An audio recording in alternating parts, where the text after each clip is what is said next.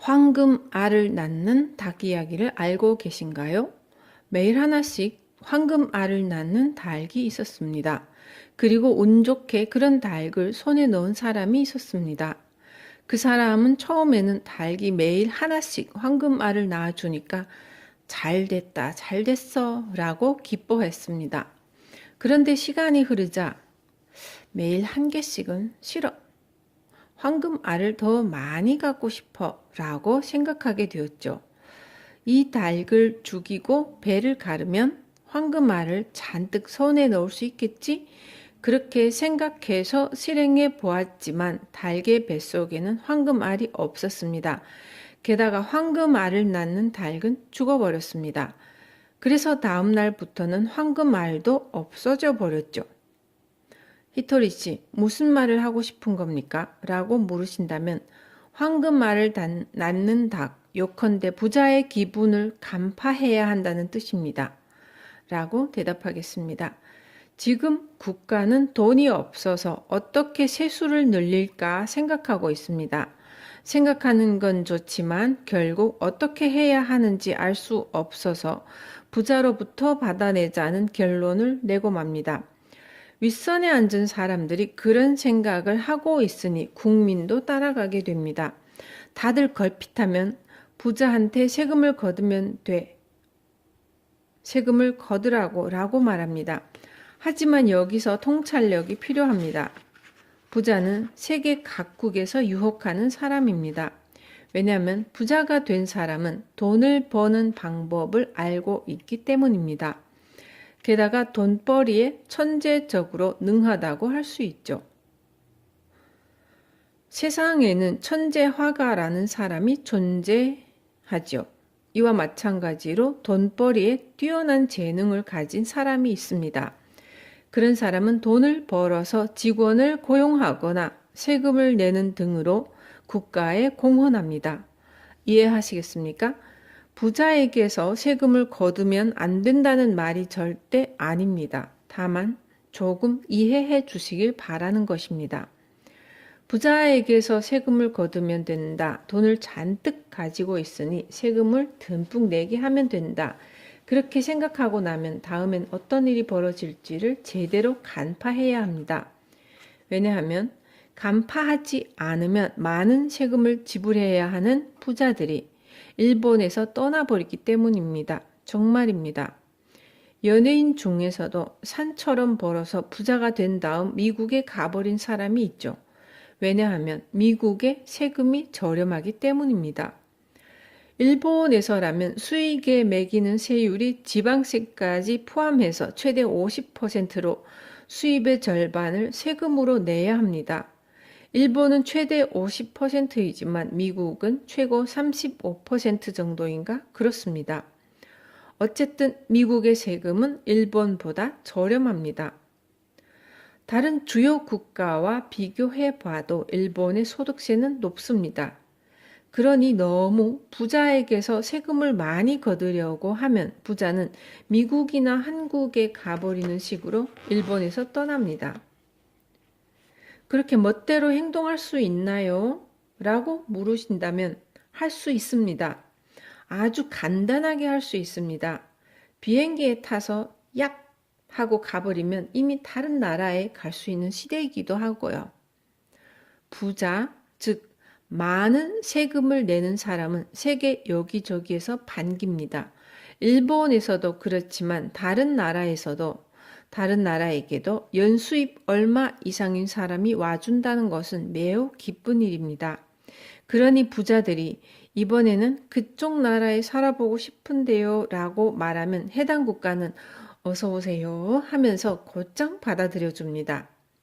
냉큼 영주권을 선사하죠. 부자가 아닌 다른 사람이 영주권을 주세요 라고 말한들 쉽사리 주지 않는데 말입니다. 그런데 수입이 높은 사람, 즉 부자가 가면 매우 기뻐하며 영주권을 줍니다. 그것은 해당 나라에 많은 세금을 낼 것이기 때문입니다. 그러니 너무 일본인이 하나로 뭉쳐서 부자에게서 세금을 거두자라고 말하면 부자는 다른 나라로 도망가 버립니다. 그리고 말이죠. 한때 영국인가 어딘가의 나라가 부자에게 말도 안 되는 금액의 세금을 물린 적이 있었습니다.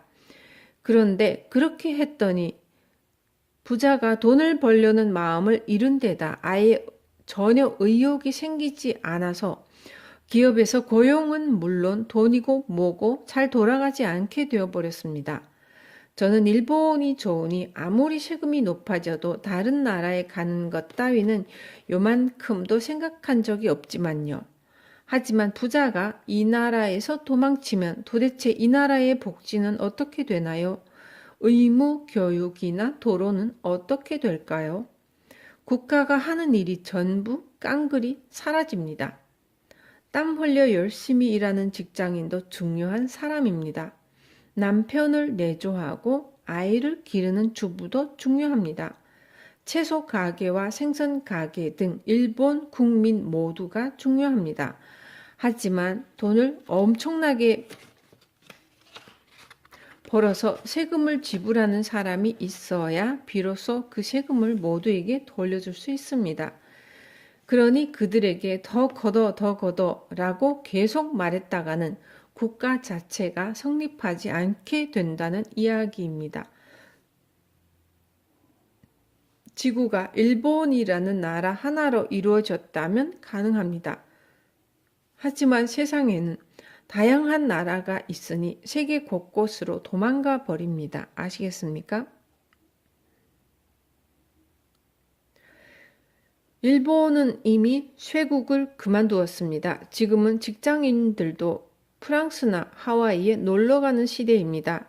그러니 더 걷어 라고 주장하면 이후에 어떤 일이 이어질까를 간파하는 힘이 있어야겠죠.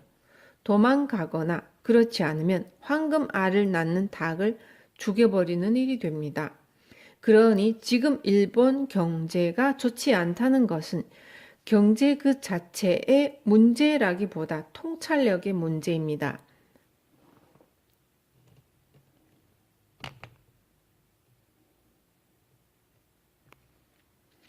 이미 고용에 관한 통찰력을 갖고 있는 사람도 있겠지만 일본 국민을 통틀어서 간파하는 힘을 가졌는가를 따져보면 다들 파견사원이든 일용직이든 전부 법률로 정하면 모두 직장을 가질 수 있고 회사에 들어갈 수 있다고 생각하고 있습니다. 이는 오판입니다. 전혀 그렇지 않습니다. 그 법률 하에서는 취직하지 못하는 사람이 더 늘어나게 됩니다. 그러니 일본 국민 전체의 통찰력은 그 정도 수준인 것입니다. 전체적으로 수준이 올라가서 일본인 모두가 제대로 간파하게 되려면 아직 시간이 더 걸리겠죠. 한번 읽기만 해서 좀처럼 기억하기 어려울지도 모르지만 그래도 이 책을 읽은 사람이라면 세상을 제대로 간파해 주었으면 합니다.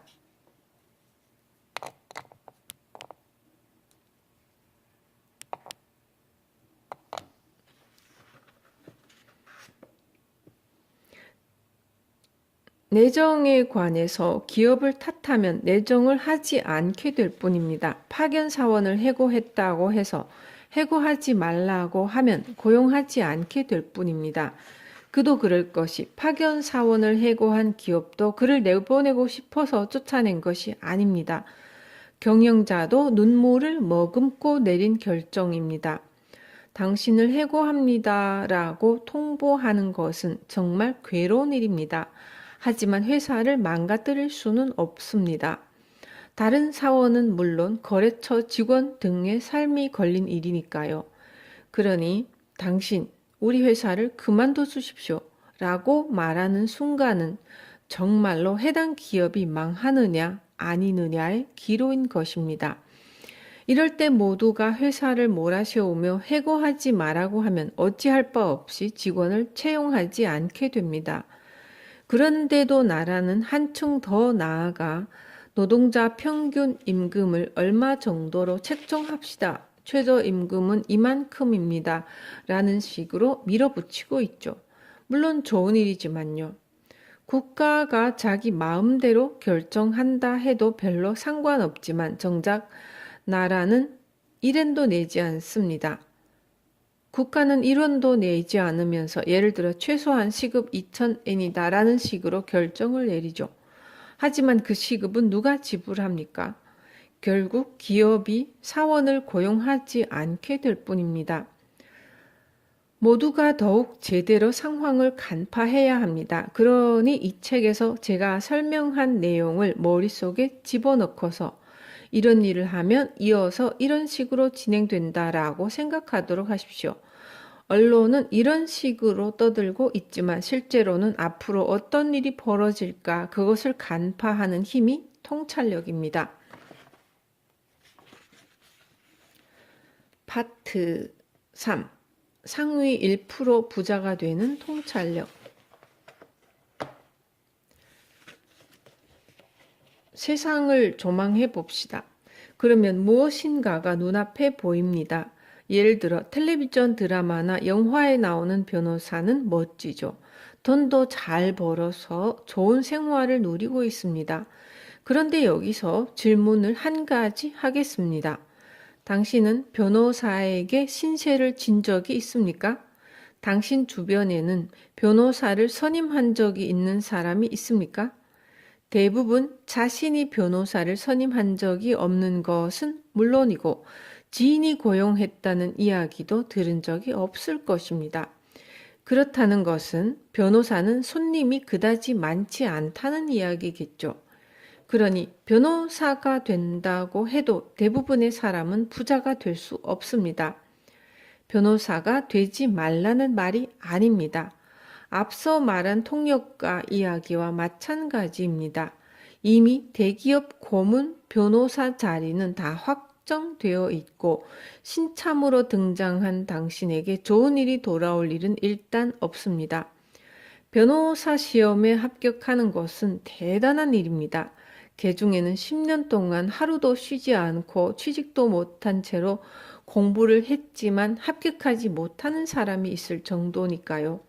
하지만 합격한 다음에 벌어질 어려움도 알아두어야 합니다. 아시겠죠? 세상은 텔레비전 드라마나 영화와 다르니까 이를 간파하는 것도 통찰력입니다. 그러면 다음 이야기로 넘어갑시다. 경마를 하러 가서 2-4 막권을 샀더니 당첨되었다고 합시다. 그렇다면 다음 레이스에서도 2-4를 사면 딸 수 있을까요? 그럴 리가 없습니다. 전 레이스에서 2-4가 당첨되었다고 해서 영원히 2-4만 사면 계속 딸 수 있는 것은 아닙니다.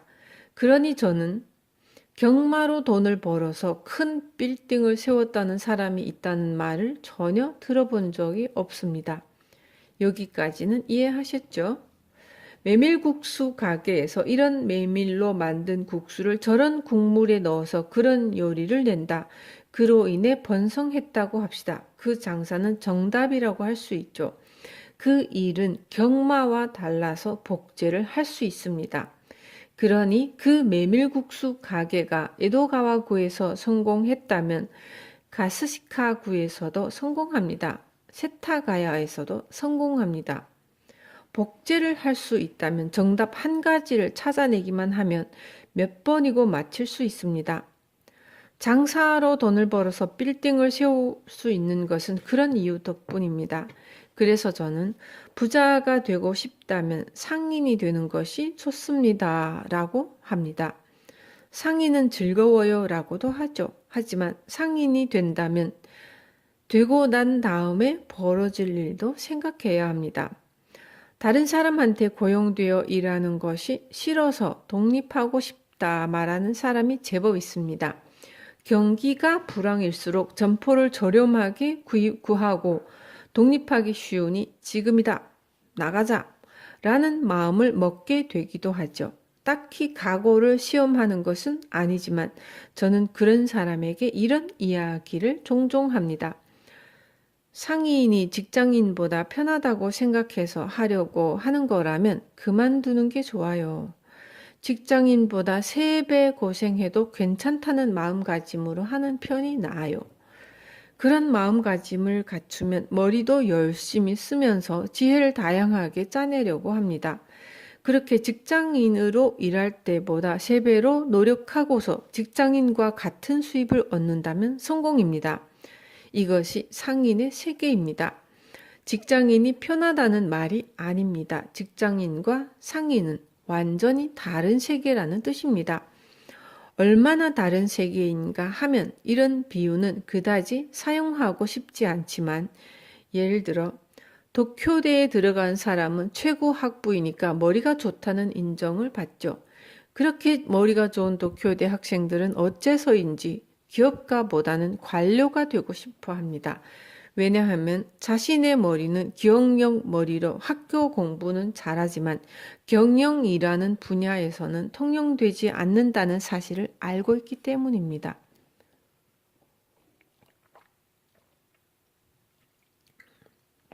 그러니 도쿄대를 졸업하고 관료가 된다니 어떻게 된 일입니까? 라고 물으신다면 좀 이상한 이야기지만, 고등학교까지 공립이고 대학도 국립이니 졸업하고 나서 국가에 고용되어 계속 나라의 신세를 지는 원리입니다. 사실상 그런 것이죠. 도쿄대를 수석으로 졸업했습니다 라고 말하지만 학교 시험에는 반드시 배운 것만 나옵니다. 이미 있는 대답을 쓰면 되는 세계입니다. 그러나 실제 사회는 그렇지 않습니다. 상인이 되었을 때 곤란한 일은 정답이 없다는 것입니다. 알겠습니까? 경영학자나 애널리스트는 과거로 거슬러 올라가서 이러한 사례와 비슷하다는 식으로 이야기합니다. 비슷한 사례야 얼마든지 있지만 경마 결과를 예상하려고 할 때도 과거 데이터를 아무리 조사한들 다음 레이스를 딱 맞힐 수는 없습니다. 그러니 상인의 세계는 배운 지식을 답안지에 쓰거나 과거 사례를 뒤지는 것과는 전혀 다른 곳입니다.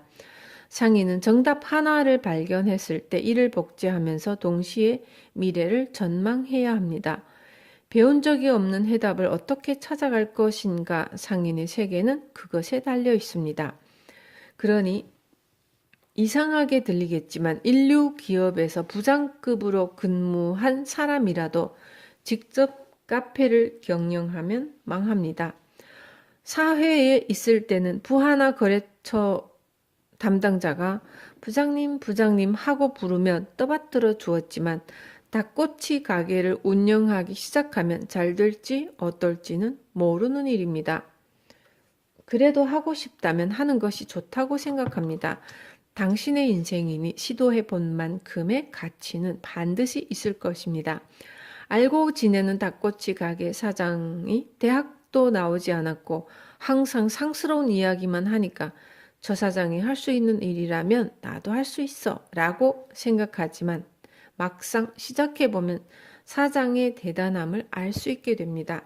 그건 그것대로 좋은 교훈입니다. 이를 알게 되는 것도 통찰력입니다. 통찰력 21. 장사하는 데는 허울이 필요치 않다.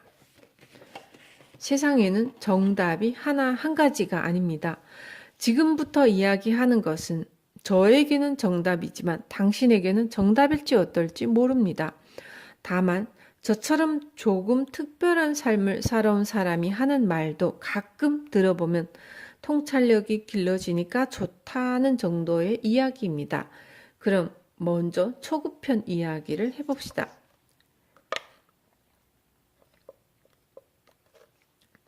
장사는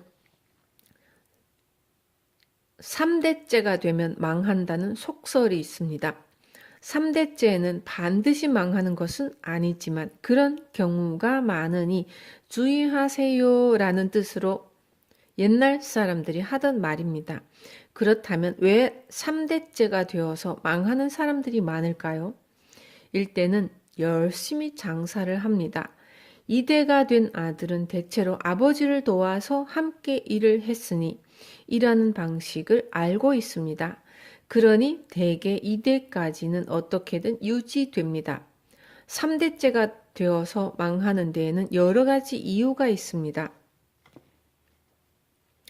예를 들어 1대째 주인이 마스시타 고노스케 같이 초등학교 학력으로 실습부터 시작해서 장사를 끌어올려 일본 제1의 회사를 만들었다고 합시다. 그렇다는 얘기는 그 집에 일본 제1의 선생님이 있다는 뜻이죠. 그런데도 불구하고 2대째의 며느리 등은 자기 자식을 좋은 학교에 보내려고 합니다.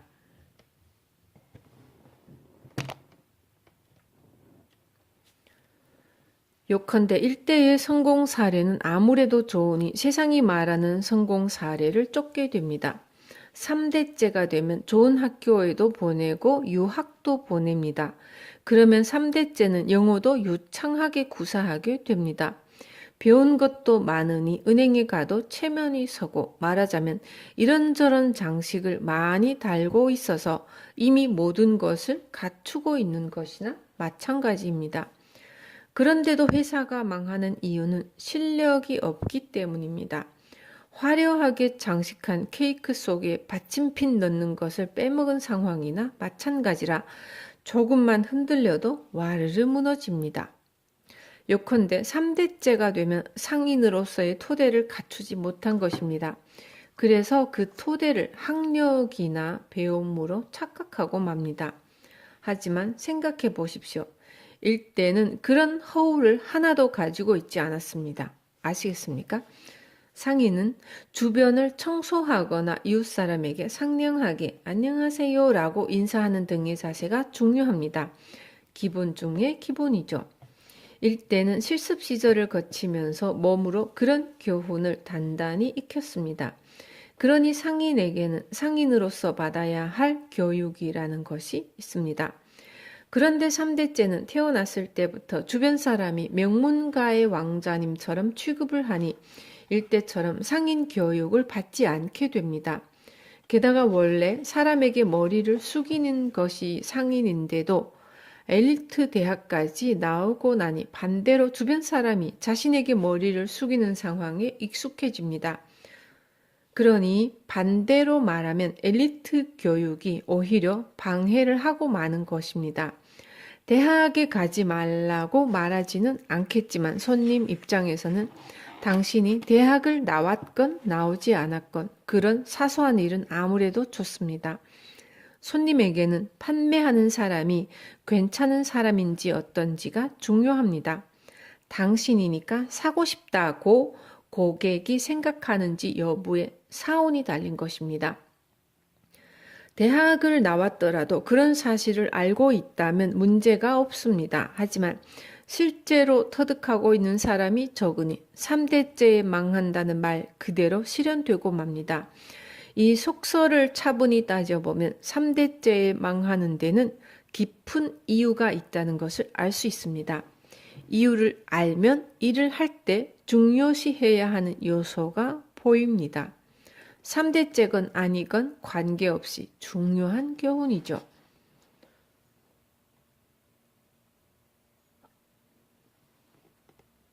돈 귀한 줄 모르면 공부해도 소용없다. 저는 책을 쓰고 있지만 작가가 아닙니다. 상인입니다. 상인은 작가다운 책은 쓸 수 없습니다. 하지만 상인은 작가가 할 수 없는 이야기를 쓸 수 있습니다. 장사나 경영을 하면서 살고 있으니까요. 그러니 작가가 쓴 책과 상인이 쓴 책 중 어느 쪽이 더 좋거나 나쁜 것이 아니라 읽는 사람이 추구하는 것이 각기 다를 뿐입니다. 자신이 읽고 나서 많이 배웠다, 도움이 되었다 라고 생각한다면 그 책이 최고입니다. 무슨 말을 하고 싶은 것인가 하면 이 사람이 쓴 책은 대단하니까 강의를 들으러 가면 더 대단한 이야기를 들려주지 않을까라고 생각하는 사람이 많습니다. 예를 들어 1000엔에서 1500엔 정도의 책을 샀습니다. 이 책을 읽고 정말 많이 배웠다고 생각했다면 그 책으로 최고의 공부를 한 것입니다. 저도 책을 쓰고 있으니까 하는 말이지만 책을 쓸 때는 그 순간 자신이 가지고 있는 모든 것을 쏟아붓습니다. 그렇지 않으면 한 권의 책을 낼 수 없습니다. 그러니 저자가 20만 원짜리 세미나를 한다면 거기 참석하면 더욱 대단한 가르침을 얻을 수 있지 않을까라고 생각할지도 모르지만 같다고 하더라도 대체로 기대에 어긋나서 실망하는 일이 많습니다. 어찌되었건 책이 최고입니다. 그런 것을 간파하지 않으면 수십만 엔의 돈을 아무렇지도 않게 내버리게 됩니다. 물론 주최 측이 사람을 속이려고 세미나를 여는 것은 아닙니다. 일이니까 하는 거죠. 그게 나쁘다는 말은 아니고요. 다만 세미나에 참여한 사람이 몇십만 원에 가까운 돈을 내고 공부를 한 기분이 드는가? 그것이 문제입니다. 공부가 되었건 아니건 세미나에 참여하면 당신은 이미 고객이 된 것입니다. 고객이 되었다는 것을 아는 통찰력은 매우 소중합니다. 고객이 된 거구나라는 사실을 간파하지 못하면 몇 번이고 세미나를 들으러 갈 때마다 또다시 고객 취급을 받고 맙니다. 살면서 한 번 정도는 그런 경험을 하는 것도 나쁘지는 않습니다. 세미나 주제가 아무리 그럴듯해 보여도 거금을 내서까지 들으러 갈 것은 아니다라는 교훈을 얻기 위한 수업료라고 생각합니다.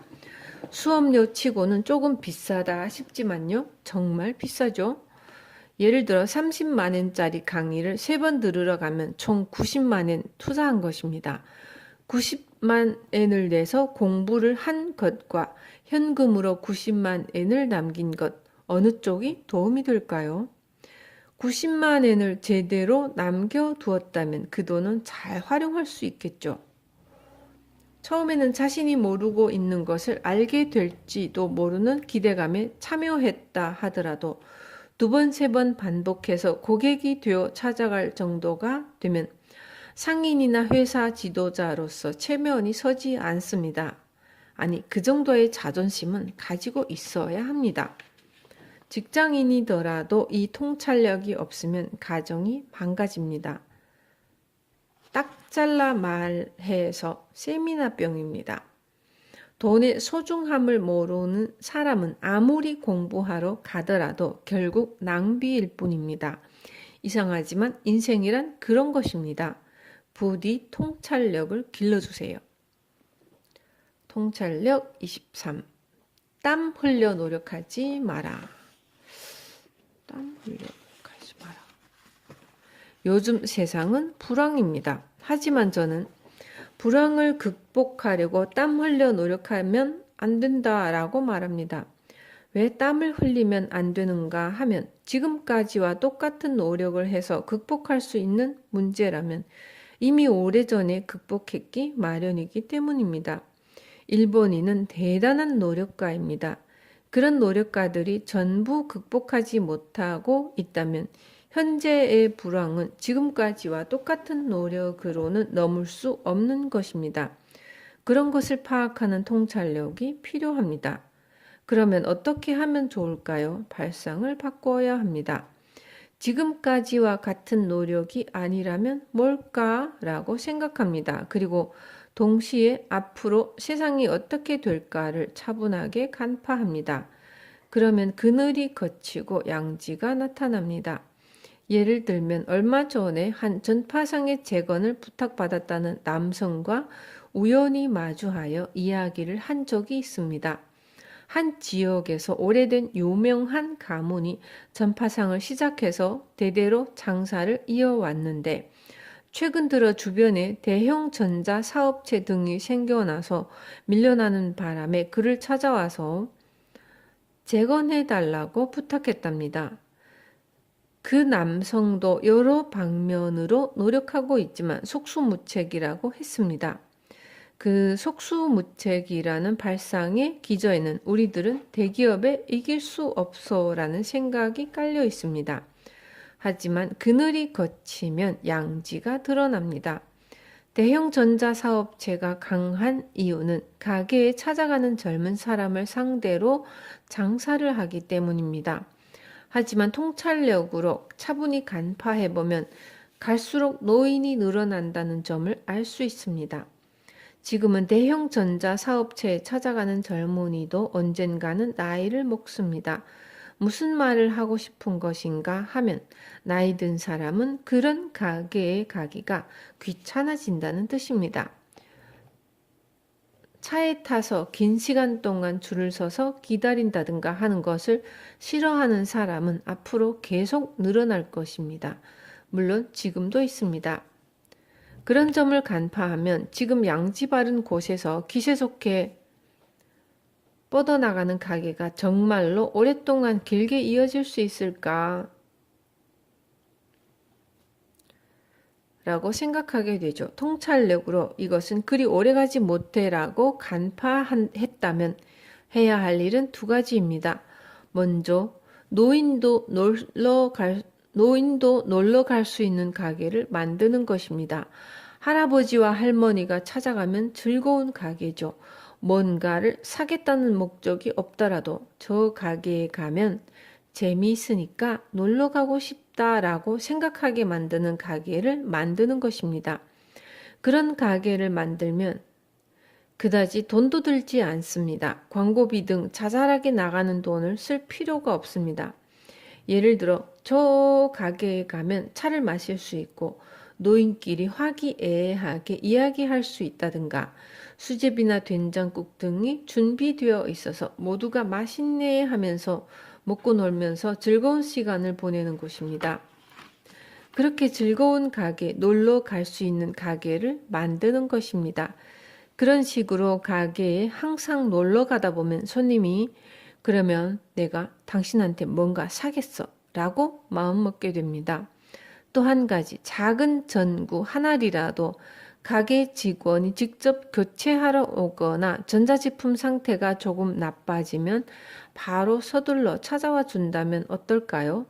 그리고 텔레비전이나 DVD 플레이어 등 뭔가를 구입했는데 상자를 열어보니 사용법을 모르겠다는 사람이 꽤나 많습니다. 연세가 드신 분일수록 그런 분이 많죠. 그러면 손님이 물건을 샀다면 다음에 만났을 때 요전번에는 감사했습니다. 그런데 사용법은 괜찮으신가요? 뭔가 곤란한 일은 없으신가요? 라고 물어보고 사용법을 알려주러 오면 고객으로서는 감사할 따름이죠. 사용법도 모르면서 저희 가게는 다른 가게보다 1만엔 저렴합니다 라고 말하며 쓰지도 못할 물건을 파는 사람보다 알려주는 사람이 당연히 더 좋겠죠. 고객은 판매하는 물건의 가격이 저렴하고 비싸서보다는 무슨 일이 있을 때 전구 한 개라도 교체하러 와준다든가 하는 마음을 기준으로 가게를 선택합니다. 더구나 앞으로 점점 더 고령화가 진행된다는 점을 생각해 보면 가게 직원이 일이 있어야 손님 집에 간다고 생각하면 안 됩니다. 근처에 온 김에 찾아와 봤는데 할머니 건강은 괜찮으세요? 라는 식입니다. 아시겠습니까? 이것도 통찰력입니다. 외근을 하던 사람도 전구 하나를 교체하러 간다가 아니라 전구를 갈러 갔을 때 근처 손님 집에 할머니 건강하게 계세요? 별일 없으세요? 라고 확인하러 가는 것입니다. 요컨대 용무가 없으면 고객의 집까지 가지 않는다고 생각하는 가게는 망한다고 말하고 싶습니다. 그러니 앞으로 어떻게 하면 좋을까요? 라고 물으신다면 전구 하나라도 교체하러 찾아가고 그참에 근처 집을 돌면서 건강하세요? 요새 어떻게 지내세요? 라고 물어보러 가는 것입니다. 그리고 아까 말했듯이 손님이 사고 싶은 물건이 있을 때에만 오는 가게를 만드는 것이 아닙니다. 용건이 없어도 그 가게에 가면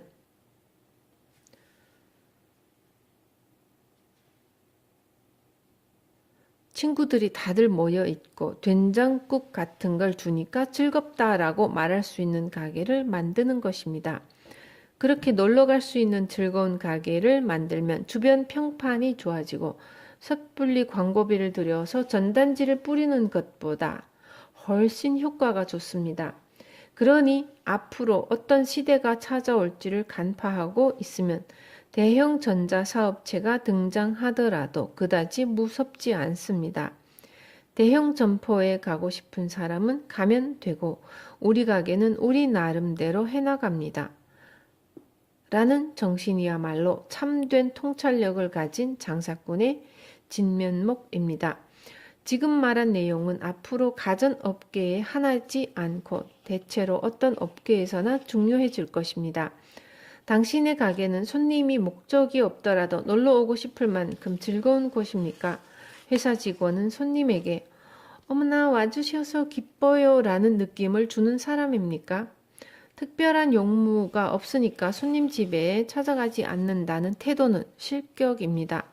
물론 물건을 살 때밖에 손님이 찾아오지 않는 가게도 실격입니다. 간파하십시오. 노인이 놀러 갈 수 있는 즐거운 가게를 만들어 주십시오. 가능하면 젊은 사람이 찾아와도 즐겁다면 더 좋겠죠.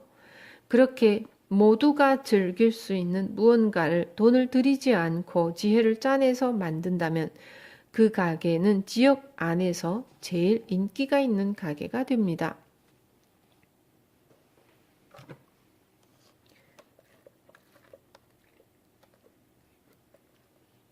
통찰력 24. 상인이라고 생각하면 뭐든 팔린다. 노인이 잔뜩 놀러오는 가게를 만든다. 이는 노인이 잔뜩 찾아오는 전파상을 만들라는 이야기가 아닙니다. 만약에 이불 가게를 운영하는 중이라면 노인이 잔뜩 놀러오는 이불 가게를 만들라는 이야기가 아닙니다. 히토리 씨, 무슨 말을 하고 싶은 겁니까? 라고 물으신다면 이불이나 전자제품은 그렇게 자주 바꾸는 물건이 아니라고 대답하겠습니다. 그러면 자주 사러 오지 않으니까 뭘 해도 안 됩니다 라고 말하는 사람이 나옵니다. 그런데 자주 사지 않는 물건을 팔고 있다면 옆에서 자주 사야 하는 물건도 함께 파는 것은 어떻습니까? 노인이 많이 찾아오는 가게를 만드는 것이니 예를 들어 연세가 있는 분이 좋아할 만한 음식이나 옷을 파는 것입니다. 붉은 소매 없는 옷이 잘 팔린다면 텔레비전이나 세탁기 옆에 붉은 소매 없는 옷을 걸어두면 됩니다.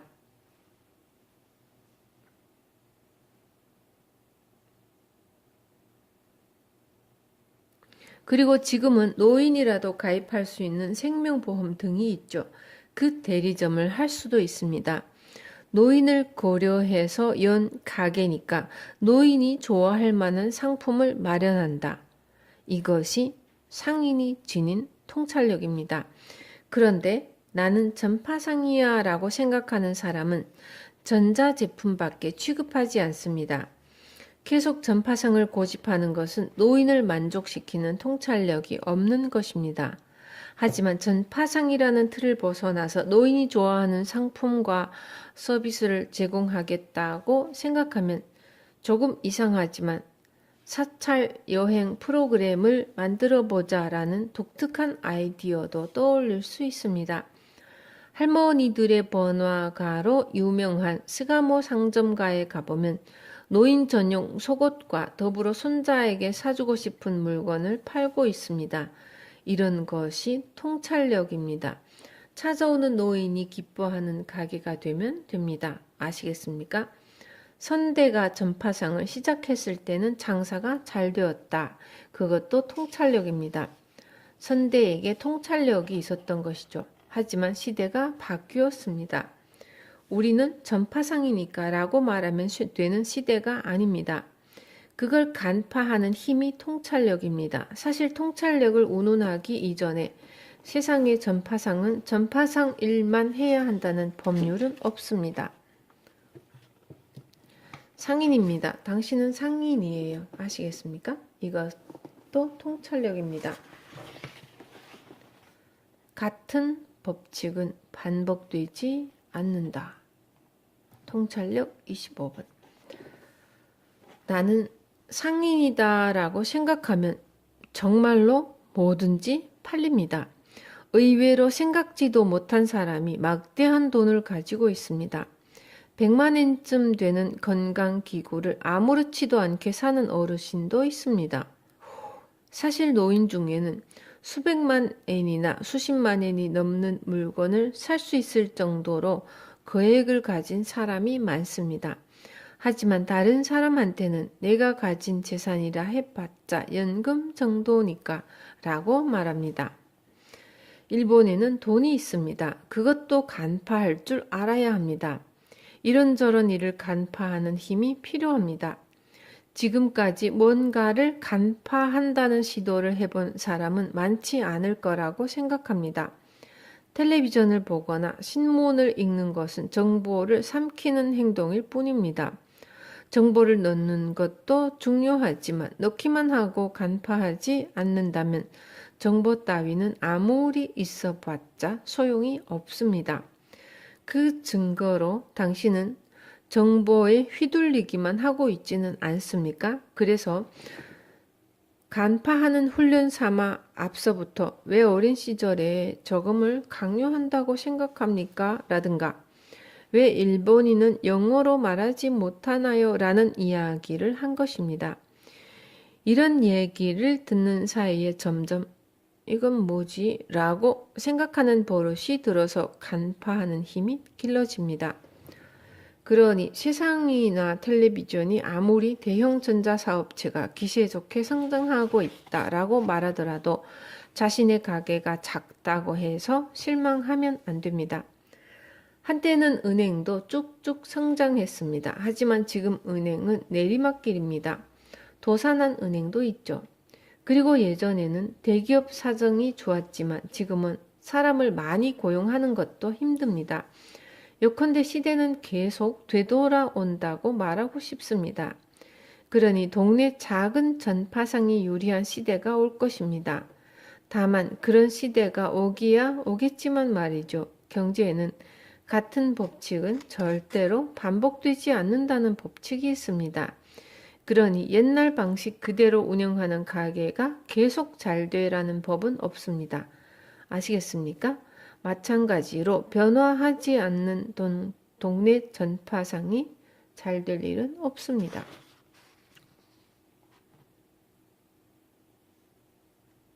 사랑이 없으면 장사는 할 수 없다. 통찰력 26. 노인이 놀러 오는 즐거운 가게를 만든 다음에는 주변을 돌아다니면서 할머니 건강하세요? 라고 인사하고 손님 집에 한번 찾아갔을 때는 주변 집 10군데 방문해야 합니다. 이때 중요한 것은 말을 거는 것입니다. 뭔가 사주세요 라고 말한 것이 아닙니다. 아까 설명한 것처럼 할머니 무슨 일 있으세요? 한동안 놀러 오지 않으셨는데 또 놀러 오세요 라고 말하도록 합니다. 놀러 오세요 이런 말이 좋습니다. 그리고 예를 들어 매일 다양한 음식을 만들고 있으니 맛이라도 보러 오세요 라고 말하면 듣는 사람도 거북하지 않겠죠. 상인에게는 이런 점이 중요합니다. 덧붙여 한 가지 더 말씀드리겠습니다. 상인은 거절당하는 것이 일입니다. 무슨 일인가 하면 예를 들어 제가 집 열채에 찾아가서 얼굴을 내민다고 합시다. 매달 한 번 정도로 찾아가서 스즈키 씨 요즘 좀 어떠신가요? 건강하세요? 가끔 저희 가게에도 놀러 오세요. 라고 말하면 상대는 다음에 한 번 갈게요 라는 식으로 거절합니다. 그러면 네, 다른 손님들도 기다리고 있으니까 또 오세요 라고 말하죠. 그렇게 묵묵히 계속 거절당합니다. 그러면 어떻게 될까요? 상대가 계속 거절하다 보면 이번에 텔레비전을 살 때는 저기서 사줘야겠다고 생각하게 됩니다. 아시겠습니까? 요컨대 이를 받으러 찾아가는 것이 아니라고 말하고 싶습니다. 단골집의 주문거리를 찾으러 간다면 예컨대 제가 세탁소 주인이라면 세탁물 있으신가요? 라고 묻겠죠. 그때 오늘은 없어요 라는 대답을 들으면 세탁물이 생기면 맡겨주세요 라고 기분 좋게 말하고 돌아서는 겁니다. 그리고 또 다른 집에 가서 어떠세요? 세탁물이 있으신가요? 없어요. 세탁물이 생기면 맡겨주세요 라고 기분 좋게 거절당합니다. 그렇게 몇 번이고 반복해서 거절당하다 보면 손님은 세탁물이 생겼을 때, 저 가게에 맡겨야겠다라고 생각하게 됩니다. 그러니 단골집에 찾아가서 주문을 받아오는 것이 아니라 손님 쪽에서 저기에 일을 맡겨야겠다고 생각하게 만드는 것입니다. 그러니 만일 가게에서 수제비나 된장국 등을 제공한다면 우리 상품을 사러 와주세요라는 의미로 주는 것이 아니라 그저 무상의 사랑을 담아서 서비스로 내는 것입니다. 이때의 요령은 절대로 된장국 드시겠습니까? 라고 묻지 않는 것입니다. 질문을 하면 많은 사람이 사양하며 괜찮습니다. 라고 거절합니다. 웃는 얼굴로 살짝 내밀면서 맛만 보세요. 라고 말하는 겁니다. 뭐든지 요령이 있으니까요. 미묘한 변화가 큰 차이를 만들어냅니다. 이것이 본래의 손해를 보고 이득을 얻는다입니다.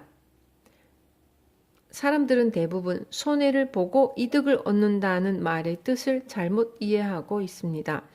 비록 손해를 보더라도 손님을 모았다면 된 거라고 생각하는 사람도 있지만 상인은 대기업이 아닌 한 손해를 보면 망합니다.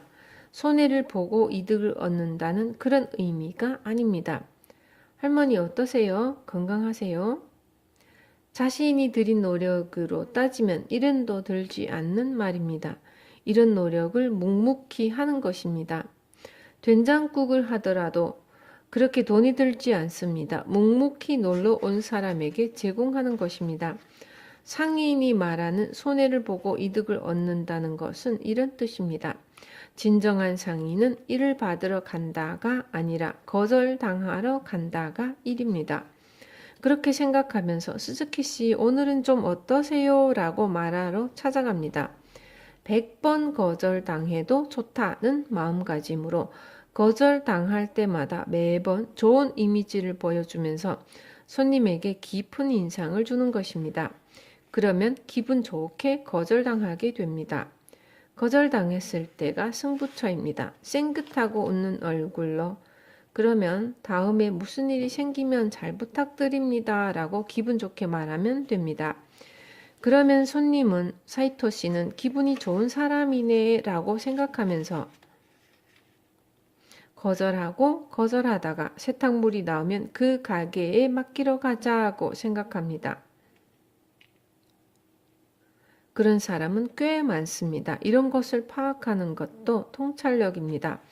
일을 많이 따오는 것이 아니라 자꾸 거절당하면서 계속 씨를 뿌리면 언젠가 뿌리를 내리면서 좋은 고객을 얻게 된다는 점을 아는 것이 통찰력입니다. 놀러 온 손님에게 공짜로 된장국을 주거나 김치를 건네고 할머니 건강은 좀 어떠세요? 저희 가게에 또 놀러 오세요 라고 말을 걸어 찾아가는 것도 마찬가지입니다. 다만 이런 행동은 사랑이 없으면 할 수 없습니다. 그렇지 않으면 손님은 저렴한 가게, 저가 물건을 찾고 맙니다. 그러면 돌고 돌아서 모두가 괴로워집니다. 그러니 저는 서로가 사랑으로 승부하는 편이 낫다고 생각합니다. 거기까지 계산해서 장사를 하는 거야? 라고 물으신다면 계산해서는 할 수 없다고 말할 수 있습니다. 이러니 저러니 말을 해도 결국 사랑이 없으면 장사는 할 수 없습니다. 장사의 마지막은 부처가 되는 길입니다. 물론 대형 할인점이 1엔이라도 저렴하게 물건을 팔아서 소비자에게 도움이 되고 싶다는 것도 멋진 사랑입니다. 그것도 부처의 길이죠. 파트 4. 통찰력 있는 상위 1% 부자들의 세계. 정말로 좋은 사장은 일하느라 바쁘지 않다. 저는 제 회사에 거의 나가지 않습니다. 왜냐하면 제가 회사에 출근하면 직원들이 전부 히토리 씨 이야기를 들려주세요 하며 모여들기 때문입니다. 정말로 기쁜 일이지만 전 직원의 일을 방해하게 되니 미안할 따름이죠. 사장이 회사에 없어도 괜찮습니까? 라고 물으신다면 당연히 괜찮다고 말씀드릴 수 있습니다. 사장이 해야 하는 일은 한 가지입니다. 월급날에 월급 주는 것, 이것밖에 없습니다. 당신 회사의 사장이 이 일을 계속하고 있다면 훌륭한 사장입니다. 그리고 사장은 직원에게 제대로 월급을 주기 위해 세상을 간파하는 것이 일입니다. 지금 세상은 어떤 상태인가, 이대로 가면 세상은 어떻게 될까 등등 지금을 이해하고 다음으로 어떤 시대가 도래할지 안 다음 앞서서 준비하고 기다리면 회사는 잘 돌아갑니다. 그것과 사장이 회사에 나오는 것은 별개다. 이것이 제 방식입니다. 하지만 세상은 다릅니다. 다른 회사의 사장은 매일 회사에 출근합니다. 게다가 직원보다 빨리 회사에 나오고 마지막까지 남아서 일합니다. 세상 사람들은 그런 사장을 대단한 사장이라고 말합니다. 어째서 그렇게 생각하게 되었는지 간파해 봅시다. 그것은 일본 회사가 대부분 하청 기업이기 때문입니다. 하청 회사 직원들은 몸과 기술을 사용해서 일하는 일꾼입니다. 아시겠습니까? 모 회사는 자기 회사에서 사람을 고용하는 것보다 하청을 내는 편이 저렴하고 효율이 좋기 때문에 하청을 줍니다. 그러면 저렴한 만큼 하청 회사 사람들은 모 회사보다 훨씬 열심히 일하지 않으면 먹고 살 수 없는 상황이 됩니다. 게다가 모 회사가 당신 회사에서는 이것을 만들어 달라는 일을 전달합니다. 고객이 일을 생각해 오니까 머리를 쓰는 일이 아니라 몸으로 움직이는 일을 하게 됩니다. 그런 일꾼 대표가 사장이니 다른 직원보다 많이 움직이는 일꾼인 사장이 대단한 사장 취급을 받는 것입니다. 그런데 시간이 지나고 나서 모 회사에서 일을 더 맡기지 않는 상황이 된다면 어떨까요? 아무리 일꾼이라도 일이 들어오지 않으면 급료를 줄 수 없습니다. 무슨 말을 하고 싶은가 하면 스스로 머리를 써서 일을 생각해내야 하는 시대가 왔다는 뜻입니다. 일을 고안해내는 사장이 아니라면 살아남을 수 없게 된 것입니다. 이 통찰력이 있으면 사장을 보는 눈이 달라집니다. 우리 사장은 정말 좋은 사장인가? 라는 질문을 받았을 때 사장이 아침부터 밤까지 바깥을 돌아다니고 있다고 하더라도 상관없습니다. 밖에 있더라도 일을 생각해내고 일을 만들어 온다면 그걸로 된 겁니다. 아침부터 밤까지 회사를 지키고 있더라도 일이 없다면 어쩔 수 없죠. 그리고 사장님 아시겠습니까? 시대라는 것은 변합니다.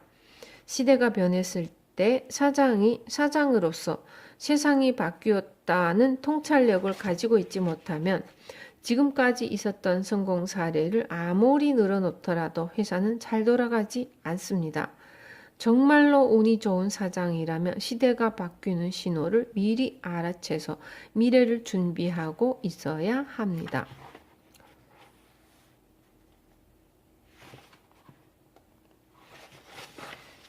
통찰력 28. 고생과 성공은 특별한 관계가 없다.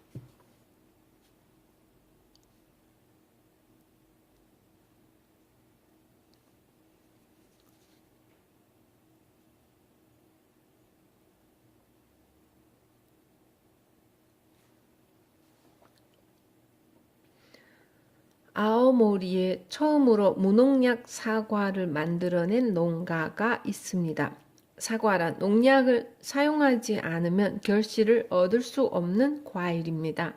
이를 무농약으로 재배했다는 건 대단히 획기적인 일입니다.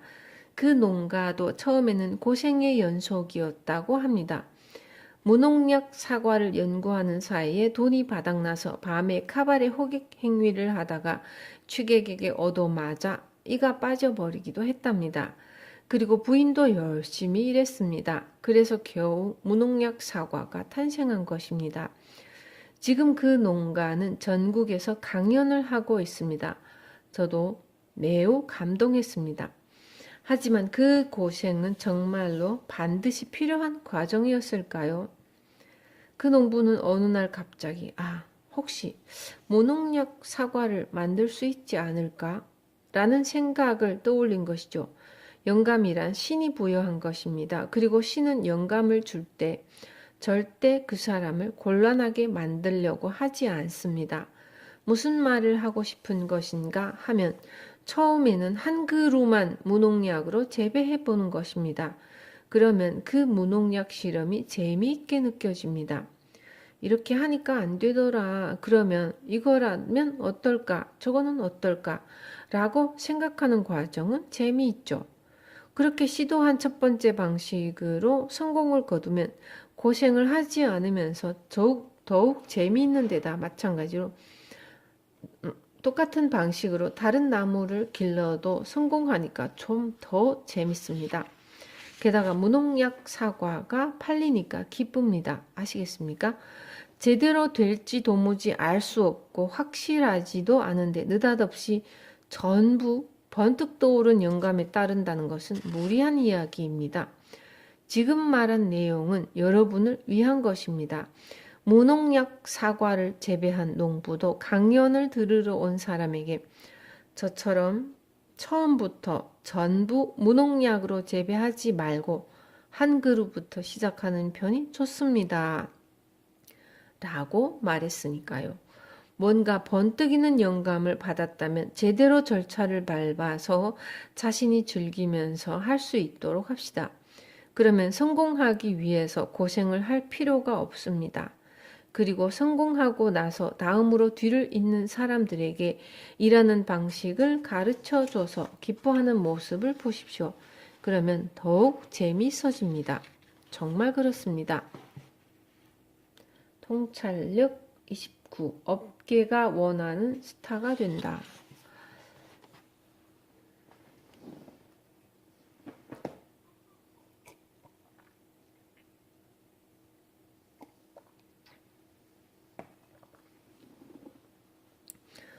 어느 업계든 스타가 필요한데 스타가 되려면 두 가지 방법이 있습니다. 하나는 자신이 성공한 방법을 아낌없이 다른 사람에게 알려주는 것입니다. 이런 사람도 스타입니다. 또 한 가지는 기껏 고생해서 대성공을 거두었으니 제대로 벌어서 호화로운 저택을 세우고 외제차를 타서 농부도 풍족하게 살 수 있다는 것을 모두에게 알려 본보기가 되는 것입니다. 젊은이들이 멋있다고 동경할 수 있는 존재가 되는 것입니다. 지금까지 열심히 지지해준 부인에게 샤넬 가방이든 뭐든 사주고 자신도 벤츠나 롤스로이스를 타는 겁니다. 그러면 방법 하나만 터득하면 우리도 롤스로이스에 탈 수 있다는 식으로 세상에 도움을 주게 됩니다. 특히 이는 젊은 세대에게 굉장한 희망을 줄 수 있습니다. 아시겠습니까? 세상이 정말로 바라는 것은 스타입니다. 농업도 제대로 성공하면 이렇게 됩니다. 라는 모습을 보여주면 젊은이의 마음에 등불이 켜집니다. 전쟁 직후에는 다들 먹고 살기 힘들었기 때문에 모두 이런 방식으로 일하면 돼, 다 같이 생산량을 늘리자는 말로도 충분했지만요. 하지만 지금처럼 꿈을 잃고 어두워지고 있을 때는 다릅니다.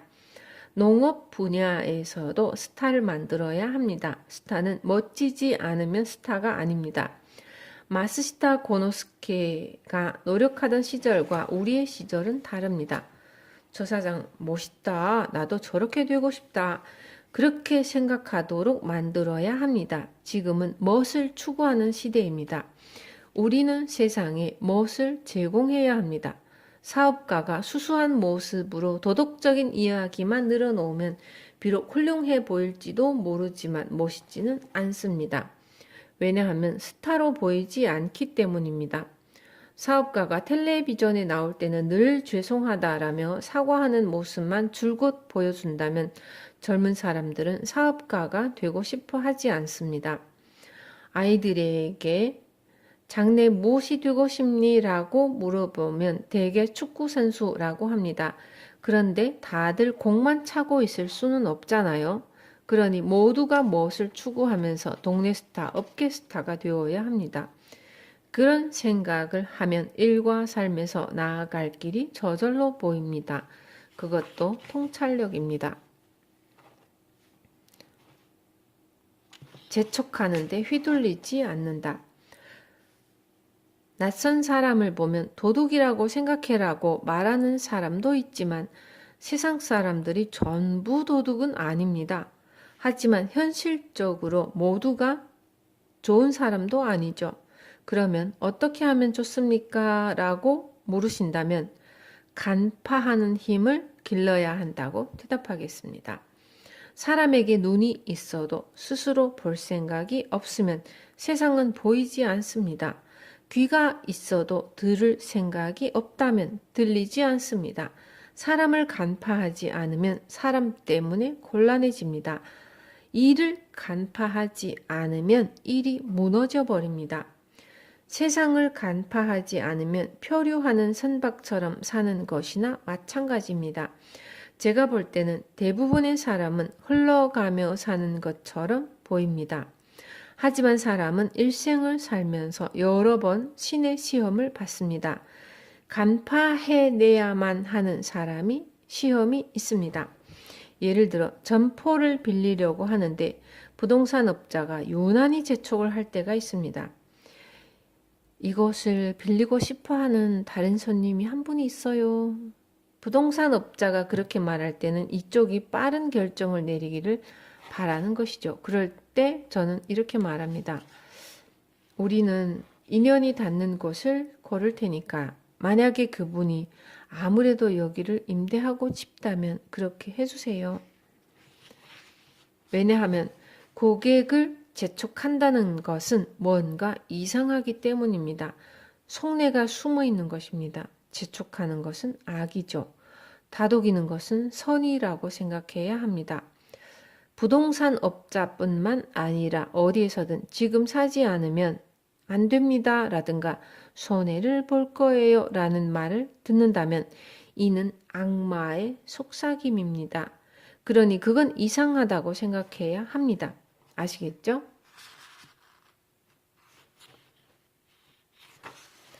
통찰력 31.